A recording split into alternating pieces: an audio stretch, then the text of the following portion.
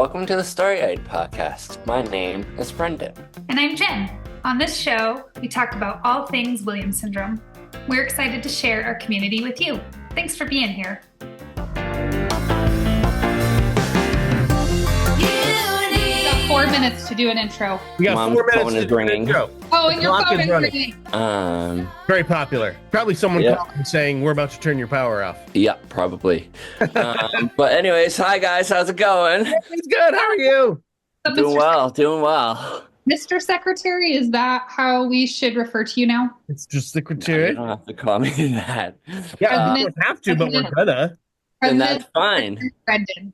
And I'm cool with that. It's hip. I'm cool with it.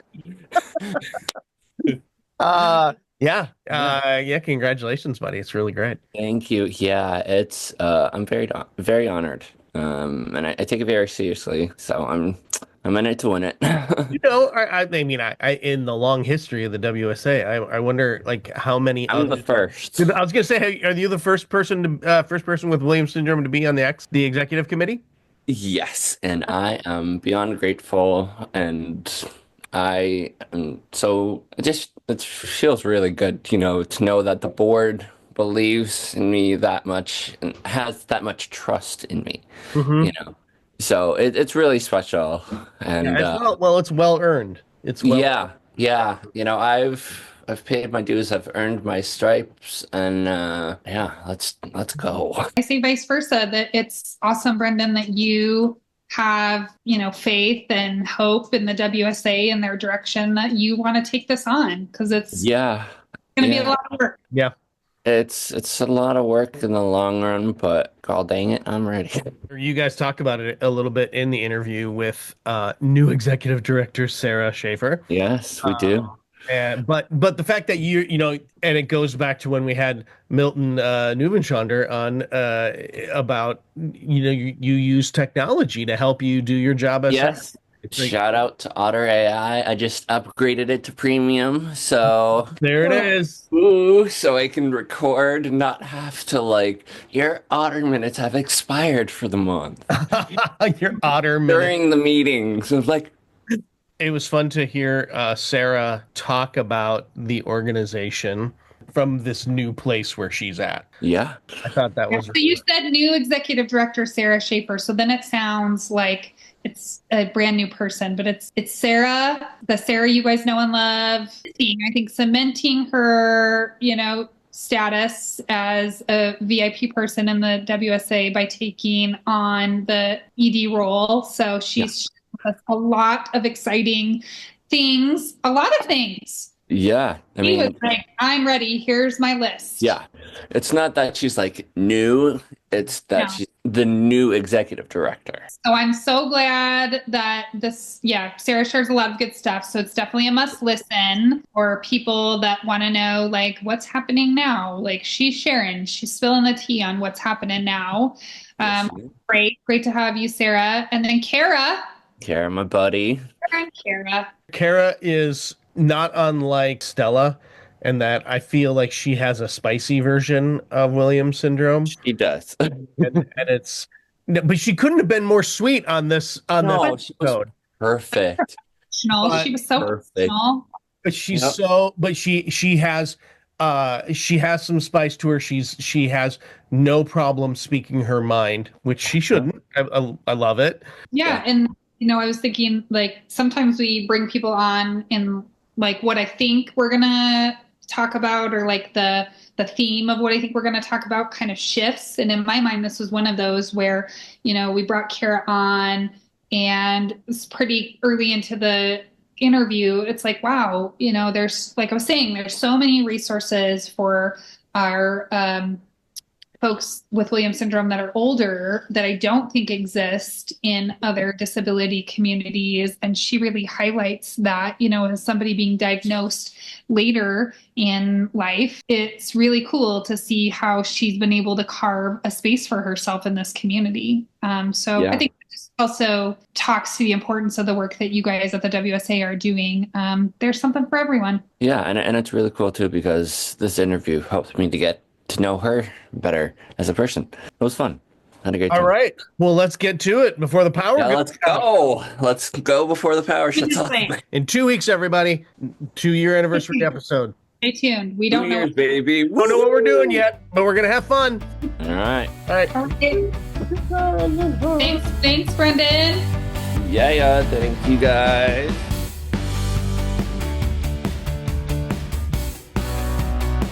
Well, it's good to see you again, Sarah. Great to be here. You're ready. We're just Okay. ready for you to share with us all the things. You've been busy. It's been crazy. But before we start, happy 2-year anniversary.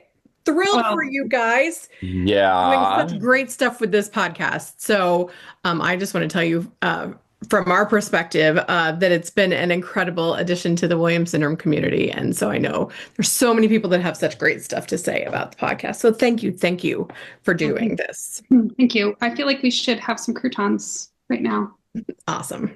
Where's our hearts? Brendan can do the really cool hearts, but I can only do the OC. Yep. Awesome. And So there's so much happening at the WSA right now, Yes. and so it's exciting to be able to go, and so that's one of the best things that I know that I'm excited about, and the staff is excited about, and I think our community is excited about to really get us going in a great direction for the future. So I've been working hard to get some goals set for the next couple of years as we transition into the future. And I just wanted to share some of that stuff that we have going on. We have this incredible staff at the WSA. If you've been on any of our Adventure Seekers calls, if you've watched a few of the podcast episodes, if you've volunteered or come to convention, you've met some of them.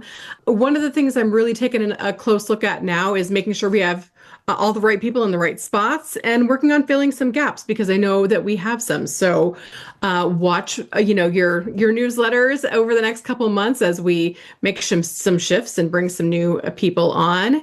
That's going to be a great thing, because it's going to really build our capacity to serve. I know the board is super excited to get moving as well. So we've got this incredibly talented, enthusiastic board that I'm really excited to work on, creating a partnership with, so we can move the organization forward. Brendan is the secretary on our board, which is super exciting.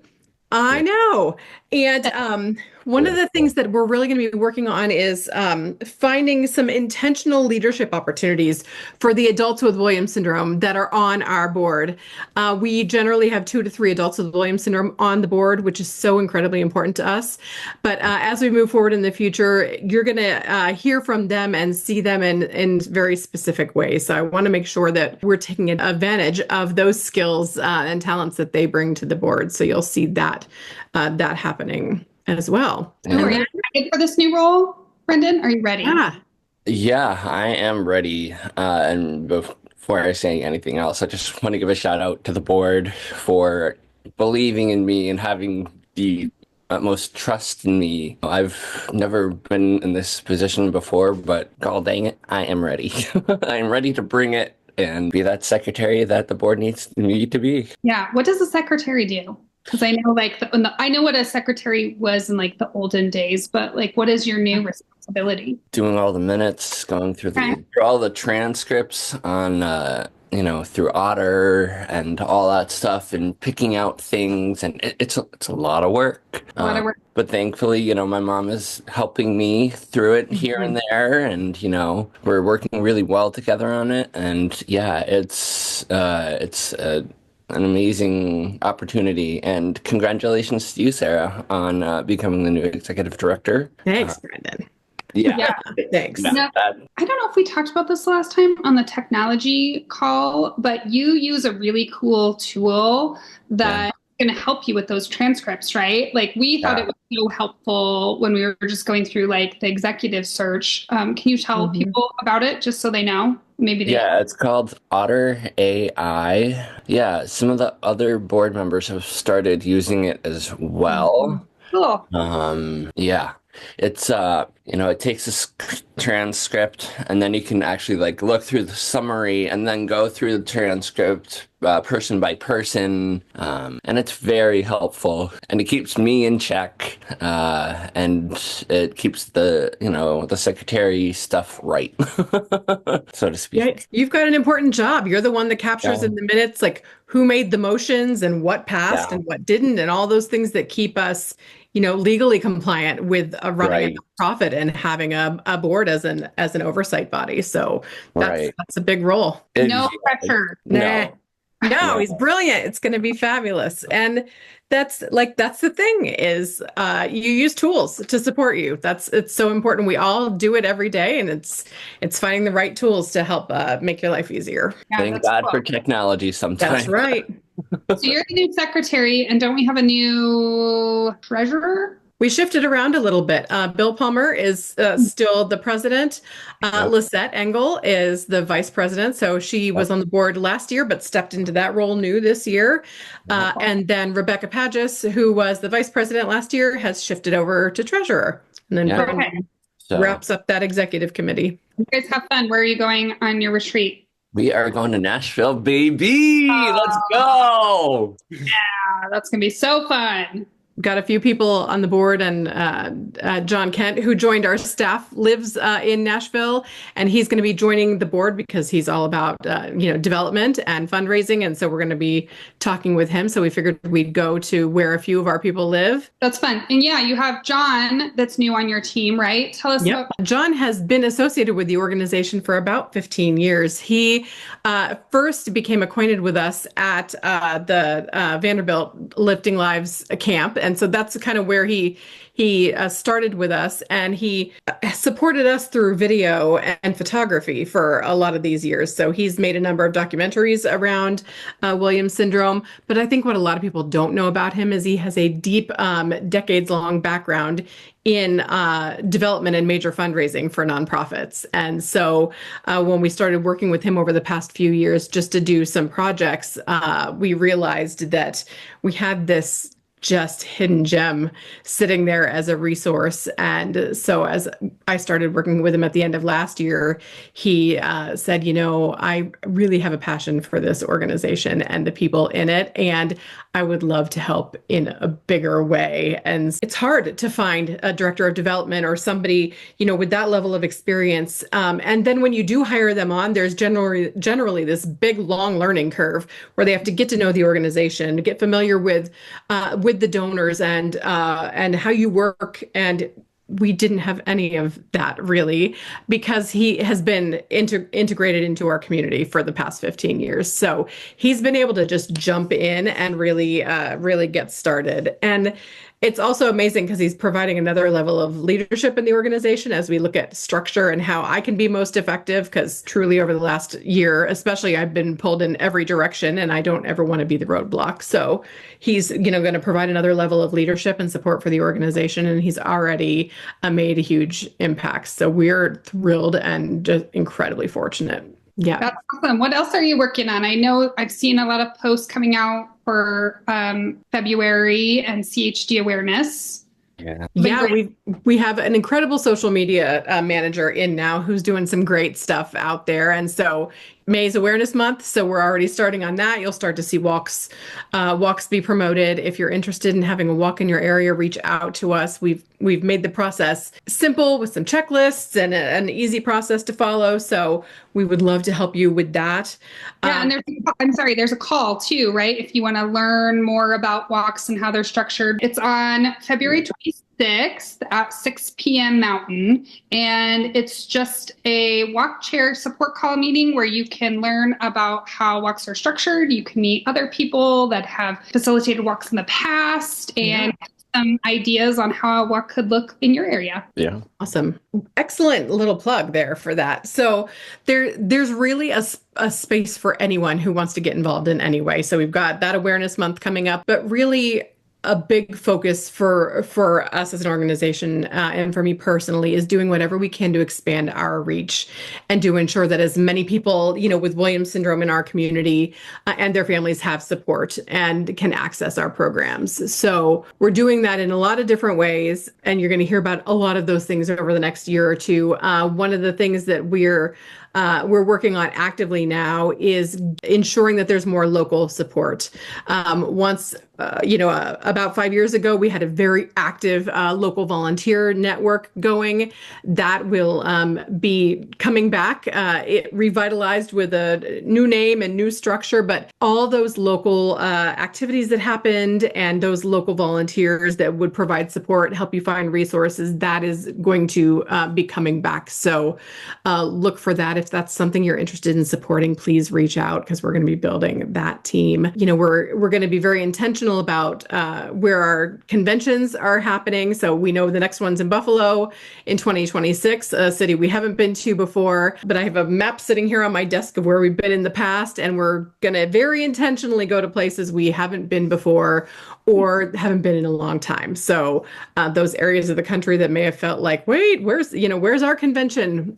We're heading that way. So we're going to be really intentional about that. Again, just trying to make it so we're where people are, so we can, provide that access. Getting some smaller conferences in different regions of the country going, that's high on our priority list as well. So if you can't make it to one of the large conventions, you can come to one of those local regional conferences. That'll take a little bit, but it is on the radar and it's being planned. Another thing we're doing is creating a team of therapists and other experts who can support all of our families, no matter where they are, virtually for free.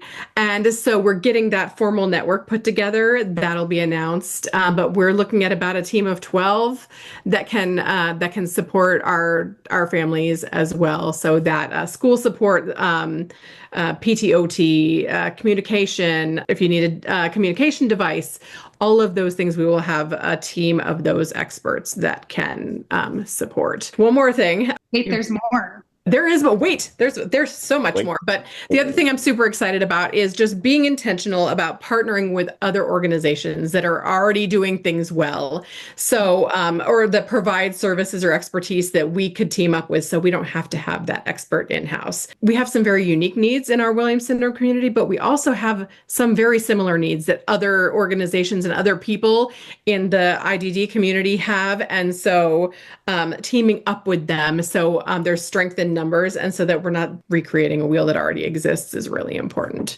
And then for you adults with Williams syndrome out there, expanding our Adventure Seekers program, so adding support and adding new meetings and new online gatherings for online, and maybe expanding our in-person meetups as well. So those are kind of the new things that we're looking at trying to expand. I have a huge list, but those are the high. I love it. Yes. I mean, keep going, girl. Like, that's what people want to hear, is like all the new stuff that's happening in the syndrome world.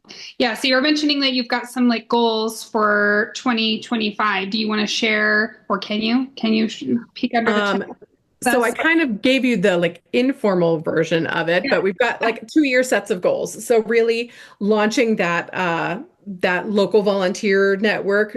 We're still working on a name, so I don't want to call it anything. Executing an excellent 2026 convention, getting feedback from our members, and then sourcing locations for 2028 and 2030. That's on our list. 2028 is this close, so we may be able to reveal that sooner than expected, depending. So that's super close, and we have a really great thought about where 2030 will be. And 2032, but that's getting ahead. But people don't realize that that generally you source those like years and years ahead. Yeah. So Phoenix was supposed to be in 2020. That was booked in 2015. So, if we're looking at 5 years, we're in, 2025, we should be booked through 2030. So that's the goal for this year. So bringing the WSA to capacity by hiring the new staff members that we need and making sure the management structure is there. Summer camp. So implementing camp this summer. So we were talking a little bit about making some shifts this summer. Okay. Yeah. So Yeah, we partner with another camp who their main mission is to support organizations with people that serve people with disabilities or physical challenges, emotional challenges in all different ways. And so that is what they do. And they've designed this incredible camp. They have 3 different locations that other organizations come in and rent really for camp. We've been partnering with them for a few years now, and we learned late last year that our week in the summer needed to move. And so it moved from the last week of the summer, end of July, early August, to the first week of the summer, end of May. So if you think about it, that means we lose 2 months of planning time. And so that prevented a challenge for us. They also asked us to shift to one of their other campuses. And so we also have to plan camp at a totally new location, which provides a huge challenge too. So we've been talking about testing out summer camp that still has like the therapeutic elements. So having a PT and an OT, speech therapy, music there. But instead of having the younger kids sit in therapeutic sessions in the morning, we will have those therapists pushed into typical summer camp activities. Ah, great. The teens will rotate through typical summer camp activities, and then they'll have a free hour where they can select music if they want to do some music for that hour. So summer camp's incredible. Jen, you've been there with Stella, and it's also exhausting. And it's a lot of new things at one time. And so we figured maybe we'll test out let's just try camp at a little slower pace with a little more opportunity for rest maybe, and for, the community building and the stuff that you do, the relationship building with the other parents, without throwing in like how frequently you have to, like, it feels like changing classes and go at this pace.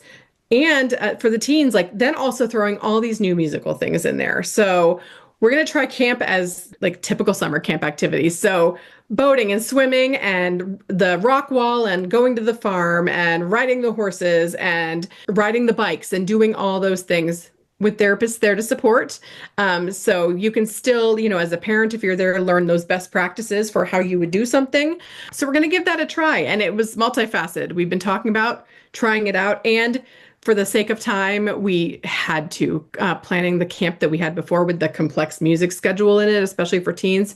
It's a huge lift. We have this incredible team of leaders who that's not their full-time gig, and do that for like barely a salary, because they're incredible. But it takes a lot. We're gonna give this a try. So that's what we're gonna do this summer. And then we have to pause and say, okay, like which model do we go with? Do we maybe look at doing music camp a little differently? So that's out there on our radar. And is this the right location? Or do we look for other locations? Or do we think about summer camp and family camps in spring and fall throughout the country? There's so many things that we want to test out right now. But so that is one of the goals, because camp has to shift a little bit. And we probably likely need to find a new location for it, would be my guess. Yeah.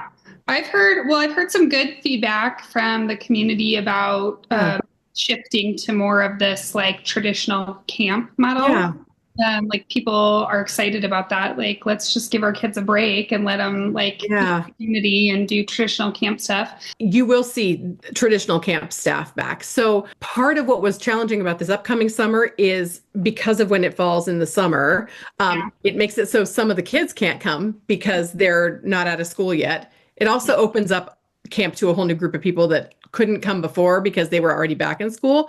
But it also means there are some staff that can't come because of that week. And I would say, just like you would in a normal summer, there's this fairly steady core group of people that are there leading camp that will still be leading camp.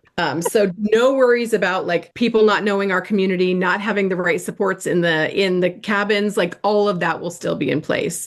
The Camp Twin Lakes staff will be running those activities along with a Williams Syndrome camp staff member. So that's kind of like what they were doing anyway, right? Like for those who've been to camp. We just didn't do very many of their activities. That was the thing. So their staff felt like, okay, we love you guys. Why can't we be involved more? And kind of like felt a little left out. And so I think that this summer will be a great test of like just seeing how that works for us. And there were so many fun things at camp that like our campers didn't get to do because we were, doing our programming. So hopefully we'll find a good balance there. So when is the deadline to register for camp for people who might be listening and go, oh, I want to? That's another great question. So registration is going to open on March 2nd.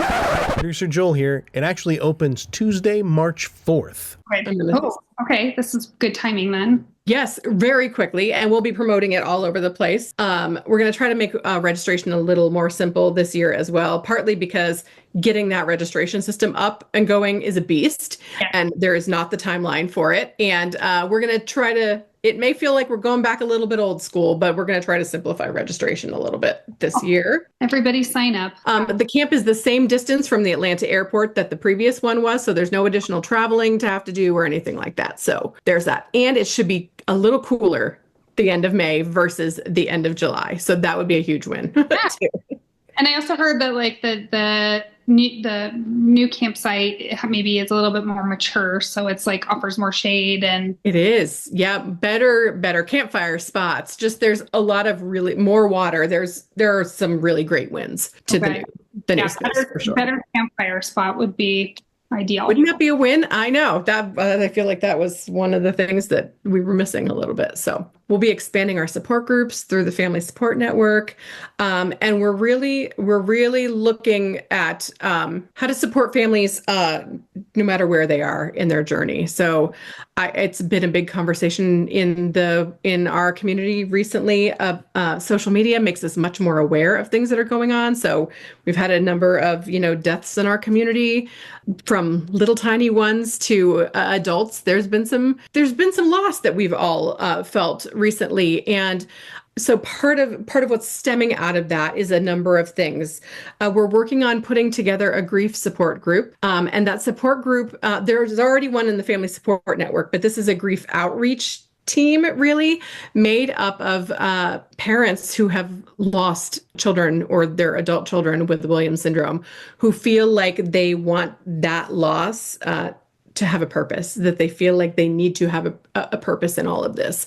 And so we're working on forming this group of incredible people who want to be that point of outreach. So when we learn that someone has lost their loved one with Williams syndrome, I reach out, and we reach out as a Williams syndrome staff, but this way, someone who has walked that walk can reach out and just say, I'm here, if you need me in what way. Another piece of that is an effort to get people to start thinking about what happens if I do find myself in that spot, that place that we never want to be. Have I thought about like advanced directives? Would I want my loved one on any life-sustaining measures? All the way to things like research that's so important. There's going to be, I think, some exciting shifts in some cardiac research, and thinking before you're in that spot on, would I want to donate my loved one's organs? Would I want to make sure that their heart went to research to see what's happening cardiac wise with people with Williams syndrome? That's a really hard conversation to have in the moment, right when someone lost someone.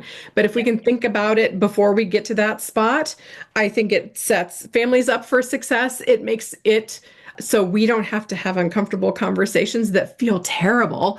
And it sets up the researchers for success too. So we're working on the best way to collect that information, to help provide like those forms to families to collect that information. So then if we do get to that point and we know a family lost someone, we can check our database and say, they did say that they want to learn more about like research or providing autopsy reports, even something as important as getting like requesting an autopsy, and these are hard conversations, but it's one that if we can talk about it now and make it so people can like do that paperwork at convention and do it when they're thinking not in that place, that planning ahead for that kind of stuff is important, because there's so much to be learned from research, and some of it is very timely that has to happen like right at a moment. So that whole grief piece, and then ensuring that people who lose a loved one with Williams syndrome still know that they're part of this community if they choose to participate in it. I know there have been conversations around, I don't know where I belong anymore. I don't know if I fit. And we had an incredible group of moms who volunteered at convention last year who had lost little ones. And I know already somebody said, I'm coming to camp to work. Like, it's that kind of stuff. This is an incredibly unique community we have, which makes it so such a huge part of what I love about what we do. And so we want to make sure that everybody knows that they still very much have a place in this community if and when they're ready to do that. You know, it's funny, you mentioned that. So Nurse Tabitha from camp, she lost her person with Williams syndrome, like when he was really young, I think like just a month old. And so she volunteers at camp where there's a podcast episode where she comes on and talks about her story if you guys want to listen. But this, just a couple of days ago, Stella and I were talking and we can't go to camp because we're still in school during that time with the new date. But she was like, the person I'm going to miss seeing is Nurse Tabitha. And it's just a great example of like, she had a very short time experience with her person with Williams syndrome. Like, look at how important she is to our community and how many lives she touches. Because like, you know, that is a thing that happens, and those connections don't fade, even though, you know, other circumstances change. So I think this is a great topic, and I'm excited that you guys are doing work on that. Yeah, it's so important. And I think the other thing that we're really going to start doing is dreaming big and deciding where we should go next. So, you know, we talk about this as a staff all the time, but, you know, the WSA is here because of our families and because of this incredible community. And our sole purpose is to serve that community. And so we'll be reaching out to that community for thoughts on, you know, sharing these goals in our major areas of focus, and then saying, okay, tell us what we're doing well. You know, what should we do more of? What should we maybe stop doing? We want to know like how we can best serve the community. So that's going to be a big area of focus too, because we want to be able to impact as many families as we possibly can. A big thing that we're just trying to stay focused on now is that we are that safe space for people with Williams syndrome and their families. You know, we embrace everyone's differences, you know, our diversity, all of those things. And that's what makes each person in our community like special and valuable and respected and celebrated. And most importantly, it's that place that we want to make sure that everyone knows that they're not alone. Our adults with Williams syndrome, they've got this great crew. All the family members that support our people with Williams syndrome, you're not alone. And I remember as a parent of a little one, that first time I met other families and realized, oh, there are people out there that get it. Yep. It's why it's important that we can make as many families as possible feel that that they're not alone. And so we're going to start dreaming big in ways we can make that happen for more people, because we want to be that for all of our families for decades to come. Yeah, no, that's super exciting. So people need to be reading the newsletters if they're absolutely. And you have one that comes out every week, right? And then a larger one that comes out once a month. Yes. So we have a big newsletter on the 25th, and then that's where you'll usually see a note from me in there. You'll probably start seeing something maybe from John or on the program side. One of the things that the adults with Williams syndrome on the board don't know yet, but I would love if they could start doing some little features in the newsletter. And then weekly on Sunday nights, we send out just an update for what's happening in the upcoming week. So when our support group meetings are, if there's a new podcast coming out, anything else that's timely, we'll usually highlight something fun from the store. And then if we have anything to celebrate from the prior week, something great that happened on social media, or thanking a volunteer or an event host, we'll put that in there too. So Sunday nights and the 25th of the month are when we communicate. And then there's always stuff happening on social. I love that. Well, as we close up, I mean, like I started saying this, like you're real busy. Is there anything else in your busyness that you want to share with us, or anything that you want to ask from the community, like in terms of how we can help? Yeah, I think if you have something that you're passionate about, or in a way you want to get involved, there's so many ways that you can get involved. And we have a small staff, but all these people that want to support, and we have this incredible group of people that want to support, help us grow exponentially. So we can only impact everybody out there if the people that want to be part of that, like, tell us that they want to. So reach out. You could get us on social. You can get us just in generally at info@williams williams-syndrome.org. You can hit me at Sarah at williams-syndrome.org. Our phone number and contact information is on the website, but we would love for you to get involved. If you need something from us, reach out. I am super busy. If I don't get back to you right away, hit me up. My phone number in my email signature can also text me. So it's such a great way to get me. It's just Sometimes it's easier if people text you, don't you think? Like, because then you can just deal with it like right there. I love text, so don't ever hesitate to hit me up on text. And just like thank you for sticking like around through what's been a lot of transition over the past couple of years. Change is hard. It's hard for everybody. You know, we've had changes in staff, which has added challenges to navigate. If I wrote a book about like everything, every challenge we came up across in the last couple of years as we've transitioned, nobody would believe it. Like it's been one of those like Murphy's Law full in effect. And so the roadblocks we've navigated through have been pretty tremendous, but you can kind of feel some really great momentum moving us forward, and it's good stuff. So just thank you for your support and for sticking around, and just thanks for continued patience, because I mean we're still transitioning a little bit, so there's still some stuff to adjust, but it's a really exciting time. Yeah. Well, life is full of change. I mean, we're always changing, then something's probably going wrong. Yeah, correct. That's exactly it. Got to challenge yourself sometime. That's right. Now, thank you for leading the change for us, and we'll be excited to hear more in the next few weeks. Yeah, I can't wait. Thanks for having me.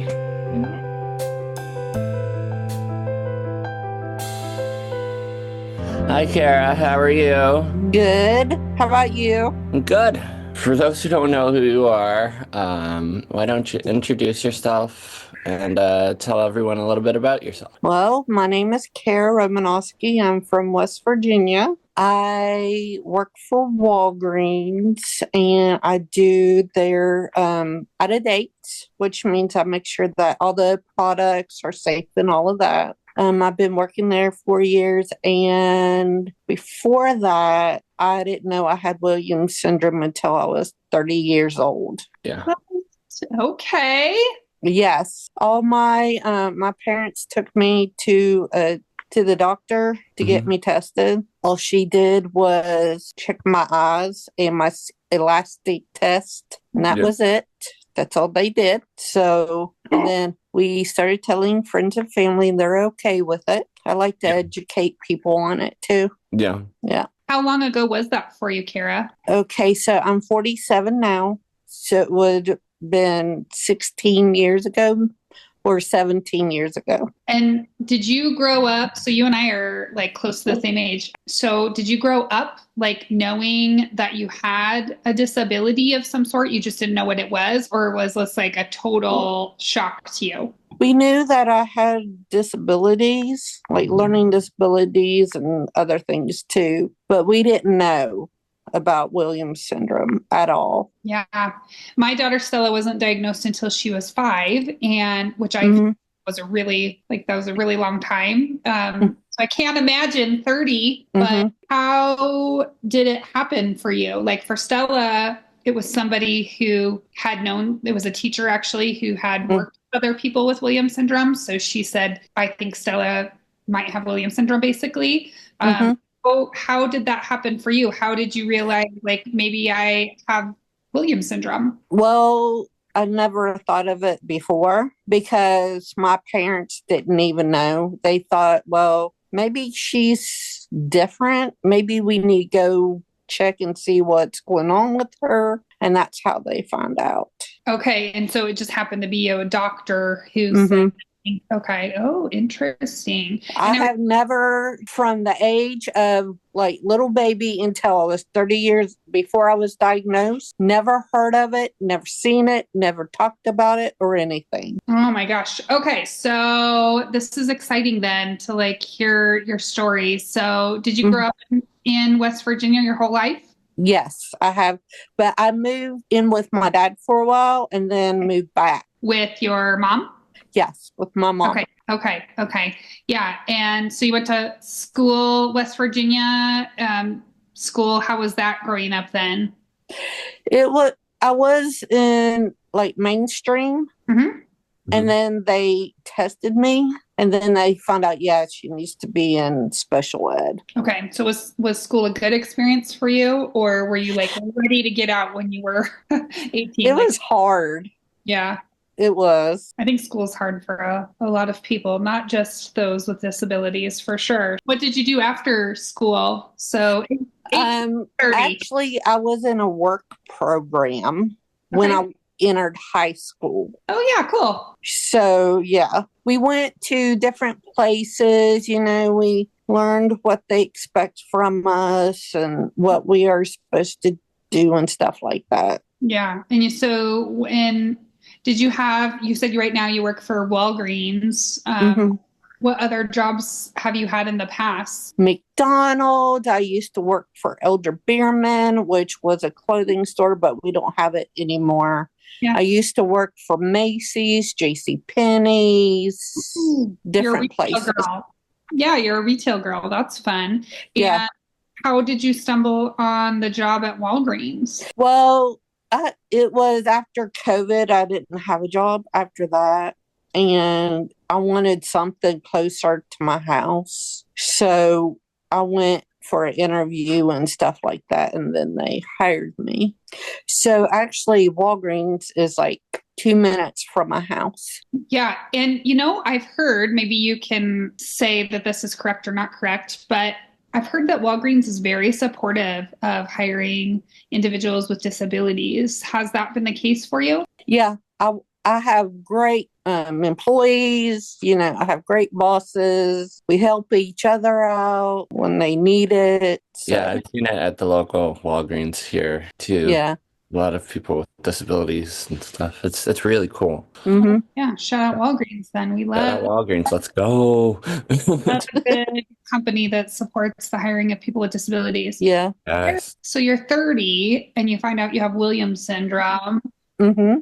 What do you remember what your first interaction then was with somebody with Williams syndrome? My first person that I ever met was Michelle Levesque. She was from Canada. She was the very first person that I met, and we were close friends. Was she your age? She was, yeah. Yeah. And so then, how far after that did you go to a convention? Oh, I think my first convention was when we went to Ohio. Oh, it was when we were in Columbus? Yeah, that's my very first one. Oh, you know what? Me too. We share something in common. Yeah.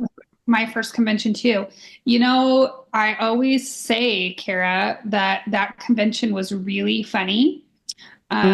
Joel and Brendan may not know this, but so my daughter Stella was 5, right? And she gets diagnosed with Williams syndrome. It was like in January, and then July was that convention. So we had really not met that many. I think we'd met one person with Williams syndrome before that. So we get to that conference and we come in the hotel, and there's, just a bunch of people with Williams syndrome, like in the lobby hanging out. So excited, like music, singing, dancing. And then we get in the elevator, and there is a man in chaps. Oh yeah. Underneath. And so we go up, we're like, oh, that's weird. And we go up to the room, and then my husband goes and gets the bags. And he comes back and he's like, man, I don't know what kind of convention this is, but there are all kinds of very oddly dressed people. Well, come to find out, do you guys remember this? There was a Western, a gay and lesbian line dancing association conference. I don't remember that one. Oh, yes. And it was happening at the same time that the Williams syndrome convention was happening. Mm-hmm. So the next day we finally got this clarity, and we were like, oh, okay, this is great. Cause we had no idea what we were getting into. We hadn't brought our country Western outfits. Yeah. We were not prepared. And then that same conference, there was also, you might remember this one. Do you remember all the Pokemon people? You don't remember that? Oh my gosh. There was also a national Pokemon championship happening. Oh my gosh. So we had Williams syndrome. Yeah. Which was, it's a party in itself. I mean, I that's enough to keep the hotel hopping. A gay dancing convention. and the Pokemon Championship. It was I will never forget my first experience going to a convention because it was very, very colorful to say the least. Yeah. So 30, when you weren't in the dream team yet, right? You were in what would have been the gang. Yeah. So then how was that like coming into adults, like, and you're going to be with them for 5 days and you're doing activities? Like, did you feel like I found my people, or were you like overwhelmed by? I guess you can say I was really shocked because it's like, oh my God. You walk in and it feels like your own universe, just Yeah. like with everyone that has Williams syndrome. You're like, oh, hey, brothers and sisters, and, little kids, and you see parents and they're like, wow. Yeah. Did your parents come with you? My mom did. Okay. Yeah. Yeah. And did she say like, oh, Cara, this is like your place? Like, did she feel like you was like, look? I think so. I think it was more of me saying, these are my people, Yeah. You're going to see them every other year. So just, every year's, Yeah. So there you go. And then we started bringing like my friend and my aunt with us. Oh, cool. And it was shock to them. And this year in June, we're going on that cruise. So we're going to bring my stepdad and let him see like what it's like. Oh, yeah. The cruise is going to be so much fun. Yeah. Going to be your first cruise? My third one. Third one. Okay. So Yes. you're a seasoned cruise person. Yes. I love cruises. Good. Yeah, me too. I think they're fun. Well, so you go to the first convention in Columbus and then you're like, this is for me. Yeah, Brendan, your first convention was Baltimore, wasn't it? Yeah, my first full convention experience was Baltimore, but I had been to other conventions, but I hadn't stayed for the full time because I was part of the band that was there just to provide entertainment and stuff. So I'd only be there for like a day or two at most and then head home. But yeah, Baltimore was my first full, like, all-in kind of experience. Yeah, it was really cool. Yeah. Was it a lot for you, or was it like we were talking about with Cara? She's like, these are my people. Like, I feel like I fit in perfectly here. It was that, and it was also like, holy smokes. Like, this is overwhelming. I need to go outside and like catch my breath for a second and like gather my thoughts and not have so many people talking all at once, and just I need space for like just a little bit. Yeah. Yeah, it's hard to have space when you have so many friends around. That is. Yeah, but nonetheless, it was fun. Do you guys run into like people with Williams syndrome who are like older, maybe like older than you, that haven't been to conventions yet? And like, is that something that you think is important for them? Or at this point, does everybody like kind of know that convention is the place to be? Personally, I haven't. But I don't know, what's your experience with that, Cara? I have run into a couple of people who I will say one of my friend's daughters has Williams syndrome, and she lives close by to me. Her daughter is about 3 or 4 years old. Oh. And we've talked about the conventions and stuff like that. I know 2 other people that are like way older than her, and we've talked about the conventions too. So they want to go, but I'm not sure if they're going to or not. It seems like it would be like such a fun opportunity for adults, right? Like, because when you're little, I mean, they are fun too, but you also have your parents, like, Right.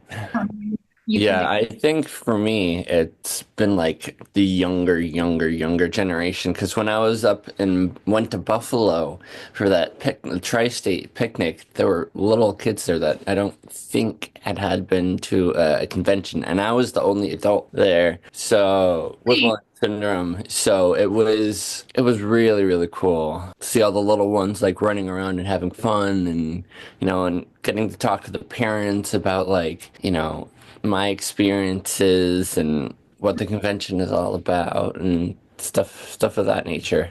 Yeah. Yeah. I mean, as a parent, it's definitely cool to see like adults with Williams syndrome, especially adults that are like thriving in their communities. That's important for us, right? Because we always Yeah. like want to see like how our kids will be. I mean, I remember when I met the first person with Williams syndrome that I met after Stella was diagnosed, he was only in like fifth grade. So Stella was in first grade, no, kindergarten. She was not even in kindergarten yet. She was in pre-K. So like even to just see what a fifth grader with Williams syndrome looked like, that was a big deal for me. And it was like quite emotional. So I love the adult presence at convention.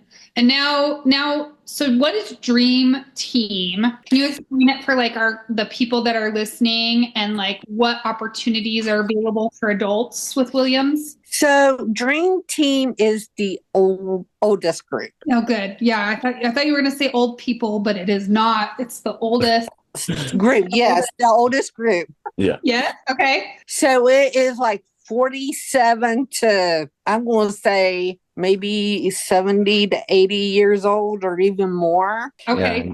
Yeah. Younger too. We meet on Saturdays. Every and week. Every week. Yeah, every week, but they let us know when our meetings are or when there's not any meetings. Like we get an email saying, yes, today there's a meeting, or no, there's not a meeting. Okay. But we meet Saturdays at 2:00. Mm-hmm. We, just say hello to everyone, and then we discuss different things. That's cool. Yeah. It's not just convention, right? Like where this like group of people get together. Like you guys are building connections all throughout the year. And Joel told me it's 38 and up. So if you Yes. have a person with Williams syndrome who's 38 and up, Dream Team is a great option for them. So you guys talk every week, and like what kind of stuff are you talking about? We talk about like we do games, we talk about what we're doing the day, just anything and everything. Yeah, that's going to be cool because in August I'll be turning 38. So I'll officially start being part of the Dream Team. So that's going to be really cool. Yeah. What is the difference between like that and Adventure Seekers? Adventure Seekers is mostly everyone. Okay. Like I'm guessing it starts, I'm not sure what age I think it's 18 and above. Yeah, 18 and above. Yeah. So we meet once a month. That's the difference. Okay. And then what do you guys do in Adventure Seekers? So it's twice a week, once a month. Yeah. So there's a Tuesday meeting and a Thursday meeting. Yeah. Right. So Joel will list like what dates they are, and you can go in and sign up for it. Mm-hmm. Oh, that's and cool. if you haven't signed up, go ahead and sign up. Yeah, you guys are cool. and Adventure Seekers is like what the cruise or the trip to Disney. Yes, like you're planning trips and like activities or outings that you go on. Yeah. Okay, yeah, that's cool. So it's nice because you have like if you're more outgoing and you like are interested in like actually doing things, there's that group where you can kind of live that life. Or if you want to just like be chill and have a conversation and just, have a connection every week. So there's definitely, sometimes people think like, well, I have a person with Williams syndrome, right? And actually this is, I think, similar in other disabilities where like there's a lot of resources for kids with disabilities, but then as they like grow up, there becomes less. And it seems like in Williams syndrome, we have a lot more resources for older people living with Williams syndrome than, maybe some of the other disabilities that I've been around. So that's pretty cool. Yeah. Cara, I'm curious about like your health and stuff like that as an older adult. I say older because we're, the same age. Mm-hmm. So I have also my fair share of things, health things. But like, is that a challenge for you as you've gotten older? So 5 years ago in September, I was diagnosed with SVT, which is a heart condition. Yeah. Supraventricular tachycardia. Yeah, that's what I have. I'm doing very well with it, actually. Good. I haven't had any issues or any problems. I do have to take medicine. Yeah. Sure. If I skip, which is kind of bad, but Happen. it makes me feel like I can't breathe or like I'm going to go into a trigger, but I Yeah. don't. Mm. But I've learned that a lot of people with Williams syndrome has heart issues. Yeah. And I know that some of them have open heart surgery and stuff like that. Yeah. I when I was younger, I had cardiac arrhythmias. And I was actually told to go to the emergency room and Mm-hmm. had a stress test, cardiac catheterization. They were almost going to put a defibrillator in because my heart rate spikes from 40 to 200 on an overnight heart monitor. And they called at like 11 o'clock at night and were like, you need to bring Brendan to the ER now. So it was that kind of thing. But I've been on heart medication now for probably 19, 20 something years. Wow. And it's gotten to the point that I don't have to go see my cardiologist for 2 years now. Yeah. So which is fantastic. So I'm in really good shape. So I was going to say that SVT can mimic a panic attack or anxiety yeah. because it's like that's what it does. Yeah. And then they're like, oh, sorry. I was going to ask you a question about that, a clarifying question. Do you have anxiety? Like, yeah. So that's probably really hard for you to like know which one is which. right. Differentiate and stuff like that. Well, for me, I can tell like if I'm really anxious, it's because I'm anxious. Right. But, they say that it mimics like the anxiety and stuff. Mhm. So it's like your heart rate is over 200 beats per minute. You're sweaty, you're nauseous, you're like just everything. And you can tell the difference. Yeah. Many people probably don't want to hear this again. It might get edited on the podcast, but it sounds like menopause. Mm. So then, like, how do you know the difference between like perimenopause, menopause, anxiety, Right. SVT? You just don't know. You really can't tell you really No. don't know. You got a rough go, Cara. Yeah. Rough go, because I have anxiety too. So I can only imagine if I had like a third thing that I was managing. Yeah. Be a lot. So like any other health things that you struggle with, or like are you pretty healthy otherwise? I'm pretty healthy. Yeah, that's good. And do you like exercise? Like how do you stay like in this good health, I exercise. Now I have to exercise now. Yeah. Yeah. Yeah, to stay healthier and, go out and walk, stuff like that. Is that your workout of choice, walking? I usually don't like to walk, but I will. Yeah. Hey, I feel you. Yeah. Yeah. And is it painful for you to walk? Because I know sometimes like for our Williams syndrome people, like if they walk too much, my daughter, Stella, even at 14, she'll say like, my legs hurt, I'm tired. Yeah, I get that. Get some fatigue. Yeah, I understand. Yeah. I went on almost a 2 mile walk with my parents the other day, and I came back and my feet were hurting, and that hasn't happened in a while. So I was like, what's going on with this? Oh, I know, I'm getting older. Yeah, I'll tell you a story. Last summer, me and my brother and his wife, we went on a hike. Yeah. And when we came back, I was hot, I was sweaty. I felt like I couldn't breathe. And my brother's like, we're not sweaty. You are. I'm like, I know I am because This was in Arizona, was it? No, it's in West Virginia. Okay. Yeah. Because Arizona was a whole level of hot. Yes, it was. And a half. Yeah. Yeah. Everybody was struggling with that. Yeah. The bus was real. Yeah. So what did they figure out? Why were you sweating? It's because I think I was getting overheated. Yeah. Yeah. And we went back to the house, not the house that I'm at a different house, and I ate banana, which really helped a lot. Okay, good. Yeah. Because banana has potassium in it.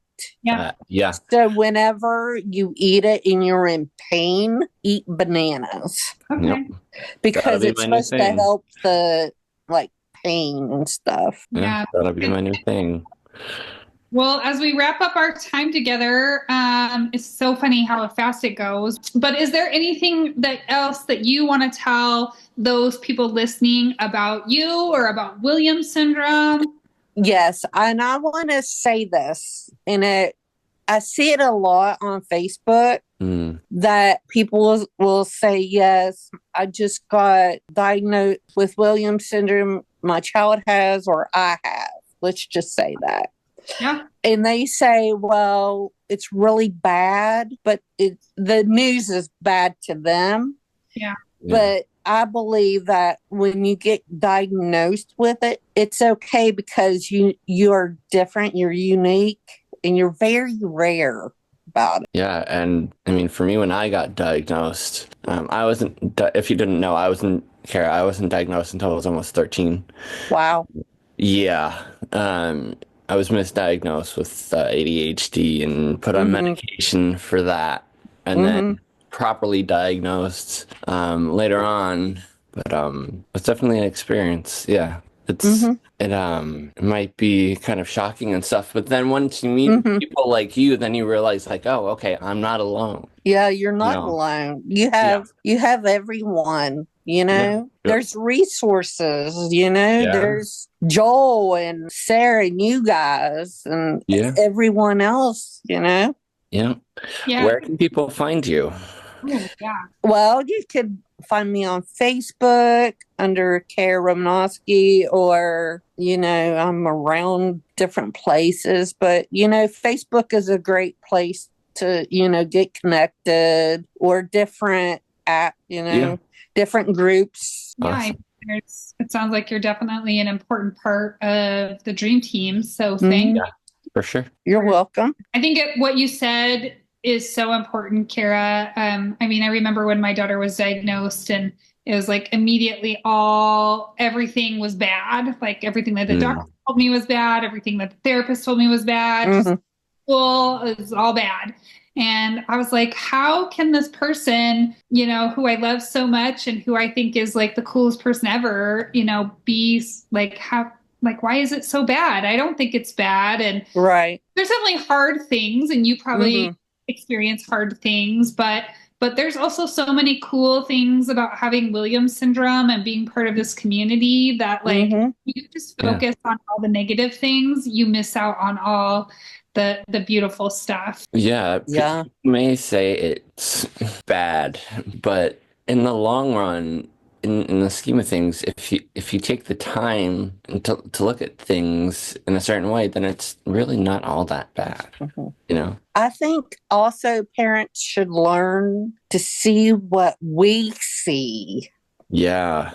Yes. Because that part's really important. Just to see, okay, this is my child. What does she see through her eyes? Yeah. And I always tell people, like, if they say, oh, I know what you're going through, I know what you've been through. No, you don't. No. Maybe if you walked in my shoes for a mile, then come back and talk to me, then you'll know what it's really like. Or, see, if you hold my hands and close your eyes and see what I see through my eyes, then maybe you would understand that, like, okay, he's been through some stuff. Maybe I don't know. Maybe I should just not make an assumption before that. Yeah. I think it. Can I ask you a question really quick? Because it just made me think about this. And I don't know if we ever I don't know if I've ever asked this or if it's ever come up this way, but so a lot of people with Williams syndrome, including Stella, my daughter, got diagnosed when they were young and they didn't really they weren't at a point where they could know that they had Williams syndrome. So all that stress and pressure goes on the parent, right? Because you're all this information and we're saying it's all bad. But for you two getting diagnosed later where you could understand, was it a bad thing to you, or was it like a relief? It was a big relief That's what I thought. for me. Yeah, it was a big relief because then we know, like, oh, now we understand why, you know? Yeah. Yeah. Yeah. For me, it was a blessing and a curse. That's true. That's what I was Took me thinking. like Yeah. at least 3-4 years to like fully come into it, fully accept it, fully be like, okay, this is part of me. This is who I'm gonna be the rest of my life, you know. But I wouldn't want it any other way, I mean, look at you now. right? Same here. Well, I think that's a good thing to also share with our community, right? Like, you guys don't see it as a negative thing. You see it as, in many ways, a positive, and Right. that's, I think, just another piece of encouragement for families that are new and navigating this. Like, it's not all bad. No, like, especially like for this, like if I had Williams syndrome, like none of this would have ever happened, right? Like I Right. wouldn't be on the podcast. Like I wouldn't have been on the board. You know, I wouldn't have had all these wonderful and amazing experiences. So yeah, it took me a long time to accept it, but now I've fully accepted it and was like, all right, this is what I'm meant to do. This is who I'm meant to be. So yeah, it's been a journey, but Yeah. Oh yeah, it's been a journey. yeah, pretty awesome one with that. With some bumps along the road, but that's par for the course. Yeah. Well, Cara, I think that what you've shared with the group is so encouraging. And like you said, if people want to find you, sounds like Facebook is the way to meet you. And I'm so excited. I mean, I don't know why we've never hung out before at convention. Probably because you're in the dream team and you're busy. I never see the dream team. You guys are always out, always doing stuff. Yeah. Yeah. Well, there's always Buffalo. Got to make it happen in Buffalo. Yeah. You know what? We should do that, Jen. We should. That'll be fun. Yeah. We should hang out and just sit and talk. You know what I'm thinking now? You're making me think we should have like a bar get together, Brendan. We can coordinate it, and we'll have all the dream team. We'll have just like a little mixer. Yeah. I'm into it. Count me in. Yeah. Full send. Let's go. Oh, well, Cara, it was awesome to meet you, and I hope you have fun on the cruise. Thank you. That'd be fun.